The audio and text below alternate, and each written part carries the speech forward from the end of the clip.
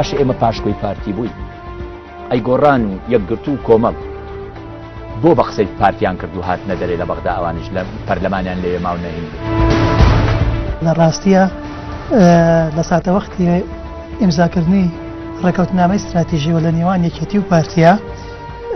جۆرێک لە پاشکۆیەتی ئەبینرێ لەلایەن یەکێتی نیشتیمانی کوردستانە بۆ سیاسەتەکانی پارتی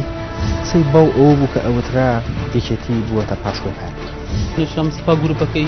ڕەبەراتیانە کرد کە تۆجار لە بژنەوەی گۆڕانە خۆی بەرجەستەکە وەکو ئەوتری ئەمانە گروپی توندڕەوی ناو یەکێتی بوون بەرامبەر پارتی ئەمانە بوون ئەم جەماعەتە بوون ئامادە نەبوون سازش لە بەرامبەر پارتیا بکەن